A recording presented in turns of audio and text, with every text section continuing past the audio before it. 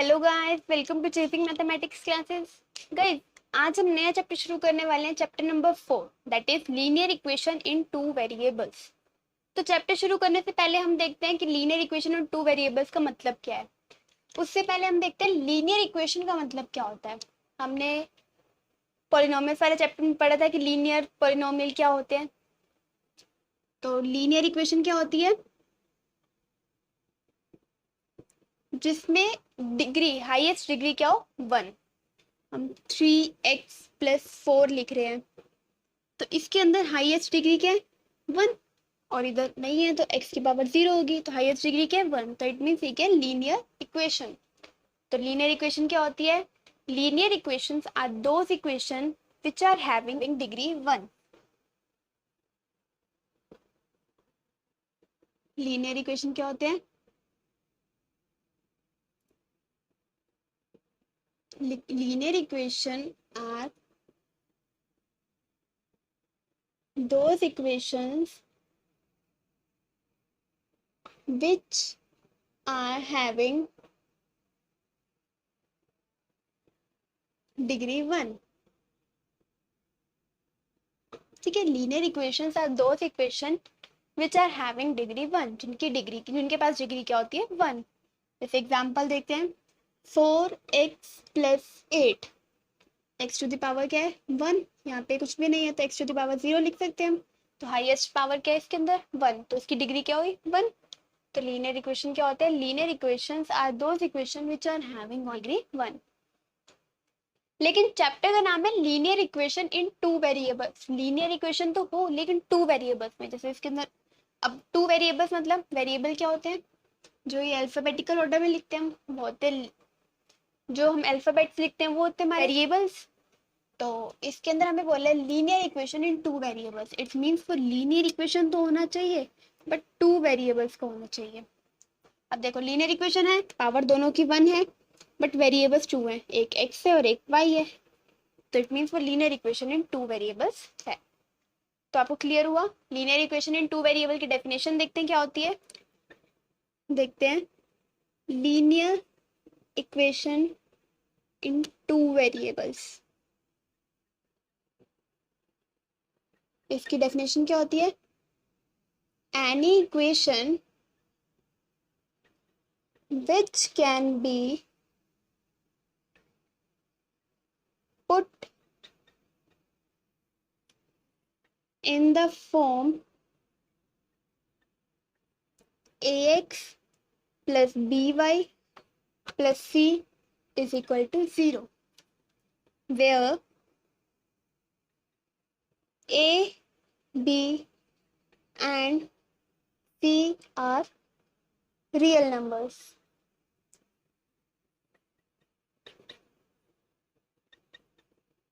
And a and b are not both zeros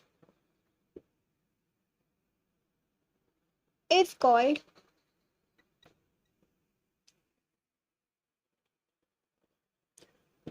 linear equation in two variables. ठीक है, linear equation in two variables क्या होता है? Any equation which can be put in the form ax plus B Y plus c is equal to 0।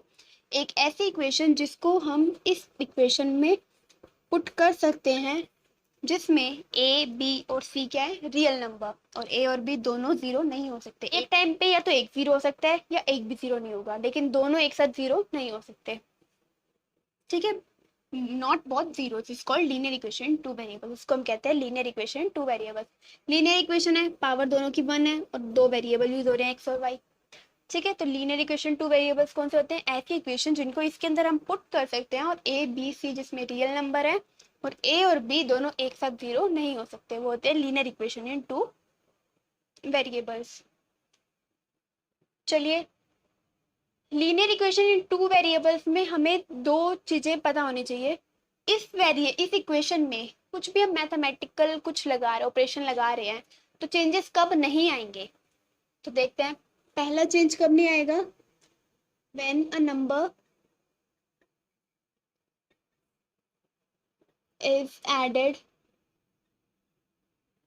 or subtracted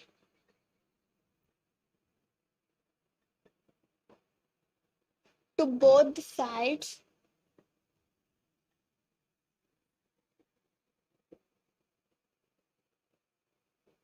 of the equation. किसी भी equation में, किसी भी linear equation in two variables में changes कब नहीं आएंगे? पहला रीजन है जब हम किसी नंबर से डिवाइड या मल्टीप्लाई कर देंगे दोनों साइड इक्वेशन में। एक साइड ये होगी लेफ्ट साइड और ये राइट साइड। देखो ये लेफ्ट साइड है, ये राइट साइड है। अगर हम टू प्लस कर रहे हैं, तो अगर यहाँ टू प्लस कर रहे हैं तो यहाँ पे भी हमें टू प्लस करना होगा, तब इसमें कोई चेंजेस नहीं आएंगे। टू से टू कैंसिल हो गया, तो इक्वेशन तो हमें वही मिल गई ना। तो इट मीन्स हम अगर कुछ भी नंबर अगर हम प्लस कर रहे हैं या माइनस कर रहे हैं, तो हमें दोनों साइड प्लस या माइनस करना होगा, क्योंकि अगर एक साइड करेंगे तो इक्वेशन हमारी चेंज हो जाएगी, हम उसको नहीं कर सकते हैं। ठीक है, सेकेंड होगा when we multiply or divide the same number to both sides of the equation। कि हम मल्टीप्लाई या डिवाइड कर रहे हैं किसी भी सेम नंबर को, एक ही नंबर को मल्टीप्लाई और डिवाइड करेंगे दोनों साइड, इक्वेशन की दोनों साइड पे। ठीक है, तो ये थी linear equation in two variables और उससे रिलेटेड कुछ पॉइंट्स जो हमें ध्यान रखने होंगे क्वेश्चन सॉल्व करने से पहले। अब हम देखते हैं एक example.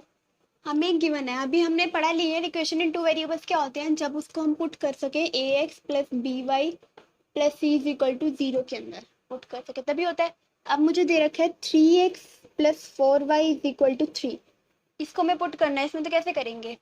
3x plus 4y is equal to 3 है ना, अगर 3 को हम इधर ले आए तो 3x plus 4y minus 3 is equal to 0 हो गया। अब ax मतलब 3x प्लस by 4y और plus c minus 3 is equal to 0। It means इससे हमें a क्या मिल गया? 3, b क्या मिल गया? 4 और c क्या मिल गया? माइनस 3, है ना। तो हमने इसको पुट कर दिया इस इक्वेशन में। तो ऐसे अगर इक्वेशन की बना तो इसको हम निकाल सकते हैं, इस इक्वेशन में पुट कर सकते हैं। अगर हमें दे दिया 3x इज इक्वल टू 4, तो कैसे इसको पुट करेंगे? अगर हम 4 को इधर ले आए तो क्या बन जाएगा? 3x plus 4 is equal to 0 minus 4, यहाँ प्लस का 4 इधर जाके माइनस का 4 होगा। और हमें बनानी है equation ax plus by plus c is equal to 0, यही बनानी है equation.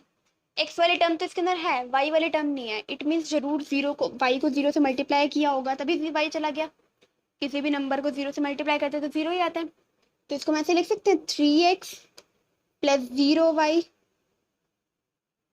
Minus 4 is equal to 0। 0y लिख दिया मतलब 0 ही आएगा, 0 आया मतलब ये हट गया, 3x माइनस 4 ही बन जाएगा।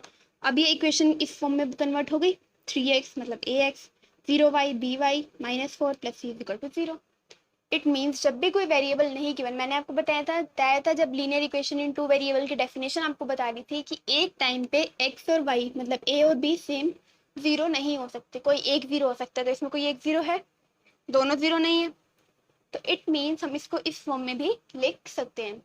एग्जाम्पल नंबर फर्स्ट देखते हैं, आपको अच्छे से क्लियर हो जाएगा उससे। चलिए एग्जाम्पल नंबर फर्स्ट देखते हैं। Write each of the following equation in the form ax plus by plus c is equal to 0। हमें इस इक्वेशन को फॉर्म करना है इस इक्वेशन की फॉर्म में, और उसके बाद हमें बताना है indicate the value of a b and c in each case, और a b और c की वैल्यू बतानी है हर एक केस में। तो हमें ये इक्वेशन गिवन है 2x plus 3y is equal to 4.37। हमें बनाना है ax plus by plus c is equal to 0। तो x वाली टर्म इधर है, y वाली टर्म भी इधर है, तो c कांस्टेंट टर्म भी इधर लानी होगी। तो क्या बन जाएगा? 2x plus 3y minus 4.37 is equal to 0। बन गई इस फॉर्म में इक्वेशन, x की फॉर्म में y एंड देन कांस्टेंट आ गया। अब बताओ a क्या है इसके अंदर? 2, a क्या है? 2 और b क्या है? 3, by मतलब 3y। c क्या है? अब देखो ये प्लस है ये माइनस है, तो माइनस का साइन साथ लेके चलेंगे, 4.37। ठीक है, तो इसके अंदर c क्या है? माइनस 4.37। नेक्स्ट पार्ट देखते हैं। एक्स माइनस 4, अगर ये √3y को इधर ले आएंगे तो क्या बनेगा, -√3y। और इसको अगर हमने ax plus B Y plus c is equal to 0 की फॉर्म में लिखना है तो पहले आनी चाहिए x वाली टर्म, तो पहले x वाली टर्म है, उसके बाद y वाली टर्म, तो -3y पहले आएगा, -√3y, देन कांस्टेंट, कांस्टेंट क्या है, -4 इज इक्वल टू 0। क्लियर हुआ आपको? इक्वेशन हमें मिली थी x -4 -√3y is equal to 0, लेकिन हमें बनानी थी ax plus B Y plus c is equal to 0 की फॉर्म में, मतलब पहले x वाली टर्म, देन y वाली term and then constant term, फिर 0। तो x वाली टर्म इसके अंदर क्या है, सिर्फ x प्लस का x, तो x लिखा, देन y वाली टर्म क्या है, -√3y, तो -√3y, then constant -4 and then 0।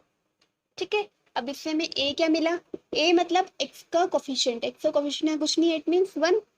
आपको मैंने पॉलिनोमियल्स वाले चैप्टर में बताया था कोफिशिएंट कैसे निकालते हैं, कि जिस भी टर्म की बात हो रही है, x वाली टर्म की बात हो रही है तो x वाली टर्म इसके अंदर सिर्फ x है, x का कोफिशिएंट कुछ भी नहीं है, इट मींस हम 1 लेके चलेंगे, तो a क्या आ गया 1, b क्या आएगा -√3, y का कोफिशिएंट क्या है -√3 और c क्या है -4।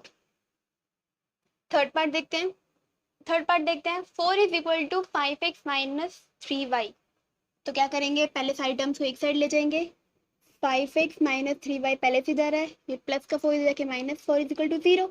इक्वेशन हमें बनानी है ax plus B Y plus c is equal to 0 की फॉर्म में, पहले x आना चाहिए, देन y, देन कांस्टेंट, इसमें पहले x है फिर y है फिर कांस्टेंट है, मतलब ये ऑलरेडी अरेंज है इस फॉर्म में। तो इससे a क्या मिलेगा हमें, x का कोफिशिएंट, x का कोफिशिएंट क्या है 5, b क्या आएगा y का कोफिशिएंट, y का कोफिशिएंट क्या है इसके अंदर -3, सिर्फ 3 नहीं लिखेंगे क्योंकि यहाँ प्लस है यहाँ माइनस है, साइन का फर्क आ रहा है इसलिए हम साइन के साथ लेंगे। c क्या है, कांस्टेंट क्या है -4। ठीक है, फोर्थ पार्ट देखते हैं, 2x is equal to y, एक साइड ले जाते हैं, 2x minus y is equal to 0, form करना है ax plus B Y plus c is equal to 0, x वाली टर्म क्या है 2x माइनस वाई, कॉन्स्टेंट नहीं है इसके अंदर तो प्लस 0 लिख सकते हैं, इज इक्वल टू 0।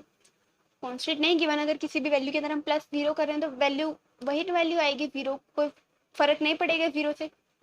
तो इससे a क्या मिल जाएगा, x का कोफिशिएंट 2, b क्या है y का कोफिशिएंट -1, माइनस का साइन आ रहा है ना साथ में 1, और c 0। ठीक है, तो ऐसे हमने पता लगाया, पहले हमने फॉर्म किया a plus B Y plus C की फॉर्म में इक्वेशन को, एंड देन उसके बाद a b c की वैल्यू हमने फाइंड की। तो ये था example number first. Next example number second देखते हैं। चलिए एग्जाम्पल नंबर सेकंड देखते हैं। Write each of the following as an equation in 2 variable, इसको फॉर्म करना है इक्वेशन इन 2 वेरिएबल के फॉर्म में। इक्वेशन ऑफ इन 2 वेरिएबल मतलब ax plus B Y plus c is equal to 0 की form में हमें इसको फॉर्म करना है। तो अगर हम इसको इधर ले जाएं तो क्या बन जाएगा, x plus 5 is equal to 0, लेकिन हमें फॉर्म करना है इस फॉर्म में, तो x के साथ कुछ भी नहीं है तो इसको हम इसको 1x लिख सकते हैं, 1 इंटू x प्लस y वाली टर्म नहीं है क्योंकि x के बाद हम y वाली टर्म लिखते हैं, इसमें y वाली टर्म नहीं है तो इट मीन 0y लिख सकते हैं, क्योंकि y के साथ y वाली टर्म नहीं है इसके अंदर x एंड देन कांस्टेंट है, तो इट मीन्स अगर हम 0y लिख दें तो 0 ही बनेगा, 0 को किसी भी नंबर से प्लस करते हैं तो कुछ फर्क नहीं पड़ता, तो इसको 0y लिख दिया। फिर देन कांस्टेंट लिखना है, कांस्टेंट क्या है इसके अंदर 5 इज इक्वल टू 0। तो हमें बोला था इसको इक्वेशन इन 2 वेरिएबल की फॉर्म में बनाना है, तो हमने बना दिया, ax plus B Y plus c is equal to 0 की फॉर्म में। ठीक है, नेक्स्ट क्वेश्चन है y इज इक्वल टू 2, अगर हम दो सारी वैल्यूज को एक साइड ले जाएं तो y minus 2 is equal to 0 आ जाएगा। अब हमें किस फॉर्म में बनाना है, ax plus B Y plus c is equal to 0, x वाली टर्म है इसके अंदर नहीं है तो इट मीन्स 0 से मल्टीप्लाई होगा x, देन y के साथ कुछ भी नहीं है तो 1y लिख सकते हैं, एंड देन c मतलब -2 इज इक्वल टू 0। ठीक है, x वाली टर्म नहीं थी तो इसको x को 0 से मल्टीप्लाई करके लिख दिया हमने, देन y वाली टर्म लिखी, y के सामने कुछ भी नहीं था, कोफिशिएंट कुछ भी नहीं था, तो मैंने आपको बताया 1 लिख सकते हैं हम, तो 1y लिख दिया, फिर then constant -2 is equal to 0। Third part देखते हैं। चलिए थर्ड पार्ट देखते हैं, 2x इज इक्वल टू 3, तो क्या बन जाएगा 2x minus 3 is equal to 0, है ना, एंड देन हमें इक्वेशन इन 2 वेरिएबल की फॉर्म में बनाना है, it means ax plus B Y plus c is equal to 0 की फॉर्म में। x वाली टर्म पहले लिखनी है तो x वाली टर्म क्या है 2x, देन y वाली टर्म इसमें नहीं है, इट मीन्स हम 0y लिखेंगे, देन कांस्टेंट क्या है -3 इज इक्वल टू 0। ठीक है, ये बन गई हमारी equation in 2 variables. Next 5y minus 2 is equal to 0, तो ax plus by plus c is equal to 0 की फॉर्म में बनाना है। ax x वाली टर्म नहीं है तो it mean 0x, then plus 5y minus 2 is equal to 0। ठीक है, तो ऐसे हम बनाते हैं इक्वेशन को, इक्वेशन इन टू वेरिएबल के फॉर्म में। चलो अब एक्सरसाइज पे चलते हैं। Exercise number 3.1, question number 1। Question number first, exercise 3.1, the cost of notebook is twice the cost of pen. Notebook की कॉस्ट जो है वो ट्वाइस है कॉस्ट ऑफ पेन से, मतलब जितने कॉस्ट ऑफ पेन है उसकी डबल है कॉस्ट ऑफ नोटबुक। ठीक है, मैं ये बोला cost of notebook is twice, notebook जो है वो डबल है किससे, कॉस्ट ऑफ पेन से। Right the linear equation in two variable to represent this statement. इससे हमें linear equation in two variable बनानी है स्टेटमेंट की हेल्प से। तो हमें हिंट में दे रखा है कि हमें लेना है कॉस्ट ऑफ नोटबुक, हम मान लेते हैं x, और कॉस्ट ऑफ पेन मान लेते हैं हम ₹x एंड ₹y। ठीक है, अब हमें बोला है नोटबुक की कॉस्ट ट्वाइस है, मतलब डबल है पेन की कॉस्ट से। तो नोटबुक की कॉस्ट, पेन की कॉस्ट y है तो नोटबुक की कॉस्ट उसके डबल है, मतलब 2x हो जाएगी। ठीक है, मान लो ये x है नोटबुक की और y है पेन की कॉस्ट। हमें बोला है पेन की, नोटबुक की कॉस्ट जो है वो डबल है पेन की कॉस्ट है, ये पेन की कॉस्ट है y, उससे डबल है नोटबुक की कॉस्ट। ठीक है, तो बन गया 2x is equal to y, और हमें इसको लिखना है linear equation in two variable की फॉर्म में। तो 2x minus y is equal to 0, और हमें इक्वेशन बनानी होती है ax plus by plus c is equal to 0 की फॉर्म में। ax मतलब x वाली टर्म कौन सी है इसमें, 2x, देन y वाली टर्म माइनस वाई, कॉन्स्टेंट इसमें है नहीं तो 0 इज इक्वल टू 0। तो ये linear equation in two variable हमने बना दी। ठीक है, नेक्स्ट देखते हैं क्वेश्चन नंबर सेकंड। चलिए क्वेश्चन नंबर 2 देखते हैं। क्वेश्चन नंबर 2 में हमें बोला है, जैसे हमने एग्जाम्पल नंबर 2 किया था सेम उसी तरीके से हमें क्वेश्चन नंबर 2 करना है। क्वेश्चन नंबर 2 में हमें बोला है कि हमें ये इक्वेशन गिवन है, इस इक्वेशन को पहले linear equation in two variable में बनाओ और देन उसकी a b और c की वैल्यू हमें बताओ। तो पहले इसको linear equation in two variable बनाते हैं, मतलब ax plus by plus c is equal to 0 की फॉर्म में। x वाली टर्म इसमें 2x है, प्लस y वाली टर्म क्या है 3y, और कांस्टेंट, अगर ये कांस्टेंट हम इधर ले आएंगे तो क्या बच जाएगा -9.35 बार इज इक्वल टू 0। अच्छा, इसके ऊपर ये डैश लगा हुआ है 5 के ऊपर, इसको हम बोलते हैं बार। बार मीन्स वो नंबर बार बार रिपीट हो रहा है। 9.35 बार है, 5 के ऊपर बार है, it means 9.35555 bar bar repeat हो रहा है 5। अगर 3 5 के ऊपर बार होता तो 3 5 ऐसे बार बार रिपीट होता। तो बार का मतलब होता है कि वो नंबर जिसके ऊपर बार है वो नंबर बार बार रिपीट हो रहा है उसके बाद, तो बार लगा देते हैं हम। ये हम फर्स्ट चैप्टर में पढ़ेंगे। फर्स्ट चैप्टर में आपको इस चैप्टर के बाद शुरू करवाऊंगी। फर्स्ट चैप्टर मैंने आपको छुड़वा दिया था क्योंकि फर्स्ट चैप्टर थोड़ा सा इनके कंपैरिजन में थोड़ा मेरे को टिपिकल लगा, इस वजह से मैंने आपको अभी छुड़वा दिया था वो चैप्टर। इस चैप्टर के बाद मैं आपको वो चैप्टर शुरू करवाऊंगी। ठीक है, तो अभी के लिए आप इतना समझ लो, बार मीन्स वो नंबर बार बार रिपीट होता है, जिसके ऊपर बार होता है वो नंबर बार बार रिपीट हो रहा होता है। तो यहाँ पे हम इस फॉर्म में बना लेंगे। अब इससे हमें a की वैल्यू क्या पता चल गई 2, मतलब x का कोफिशिएंट, b y का कोफिशिएंट क्या है 3 एंड c क्या है -9.35 बार। सेकेंड पार्ट, इसको भी बनवाते हैं ax plus by plus c is equal to 0 की फॉर्म में। x वाली टर्म पहले x, देन y वाली term minus y, then constant -10 is equal to 0। ये ऑलरेडी इस फॉर्म में कन्वर्ट थी, हमने फिर से लिख दी उस फॉर्म में। इससे x क्या मिला हमें 1, क्योंकि इसकी पावर में कुछ भी नहीं है तो कोफिशिएंट कुछ भी नहीं है। y क्या है -1, क्योंकि माइनस का साइन भी साथ में, और कांस्टेंट क्या है -10। थर्ड पार्ट, सारी टर्म्स को पहले एक साइड करते हैं, -2x plus 3y -6 is equal to 0। अभी ऑलरेडी कन्वर्टेड है ax plus by plus c की फॉर्म में, x y and then constant. तो इससे a हमें क्या मिलेगा -2, b क्या होगा 3 एंड c क्या होगा -6। फोर्थ पार्ट, पहले एक साथ ले आते हैं, x -3y is equal to 0। अब बनाते हैं ax plus by plus c is equal to 0, x वाली टर्म x, y वाली टर्म -3y, कांस्टेंट है नहीं तो हम 0 लगा देंगे इज इक्वल टू 0। तो इससे हमें a की वैल्यू क्या पता चली, x का कोफिशिएंट कुछ भी नहीं है, इट मीन्स 1, देन b क्या है y का कोफिशिएंट -3 और c क्या है 0। नेक्स्ट पार्ट देखते हैं, 2x minus 5y is equal to 0। एक साइड ले आते हैं, 2x माइनस 5 इधर आएगा तो plus 5y is equal to 0। तो किस फॉर्म में बनाना है, ax plus by plus c is equal to 0 की फॉर्म में। ax मतलब 2x, 5y, c नहीं है हमारे पास मतलब कॉन्स्टेंट टर्म नहीं है, तो क्या लेंगे 0 इज इक्वल टू 0। a क्या मिल गया हमें 2, b क्या आ गया 5 और c क्या आ गया 0। सिक्स पार्ट, ये ऑलरेडी एक साइड लिखी हुई है पूरी टर्म, तो इसमें हम पुट करते हैं ax plus by plus c is equal to 0 की फॉर्म में। ax minus ax means 3x, y वाली टर्म नहीं है तो 0y and then 2 is equal to 0। a क्या मिल गया 3, b क्या मिल गया 0 एंड c क्या मिल गया 2। Seventh part, y minus 2 is equal to 0 put करते हैं ax plus by plus c is equal to 0। x वाली टर्म इसके अंदर है नहीं है तो इट मीन 0x, y वाली टर्म है plus y, then minus 2 is equal to 0। a क्या आ गया 0, b क्या आ गया 1 क्योंकि y के साथ कोएफिशिएंट में कुछ भी नहीं है तो इट मीन्स 1, और c क्या आ गया -2। लास्ट पार्ट देखते हैं, 5 इज इक्वल टू 2x, तो इसको लिख सकते हैं 2x,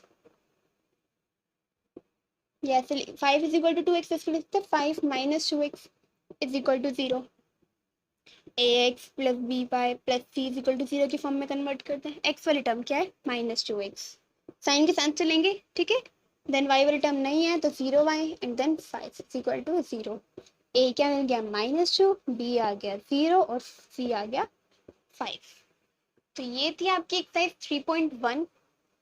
आज के लेक्चर में हमने समझा है कि linear equation in two variables कैसे होता है, उसको किस इक्वेशन में हम बनाते हैं। क्या इक्वेशन है, ax plus by plus c is equal to 0। तो हमने नॉर्मल इक्वेशंस को उस फॉर्म में कन्वर्ट करना सीखा ठीक है। नेक्स्ट लेक्चर में हम क्या करेंगे, एक्सरसाइज 3.2। तो आज के लिए बस इतना ही, जितना मैंने आपको पढ़ाया उतना साथ के साथ आप रिवाइज करते चलें। और आपने मेरे चैनल को अभी तक सब्सक्राइब नहीं किया है तो प्लीज़ सब्सक्राइब कीजिए, बेल आइकन को प्रेस कीजिए ताकि लेटेस्ट वीडियो आप तक पहुंच सके। और वीडियो अच्छी लगे तो लाइक करना मत भूलिएगा। Thank you.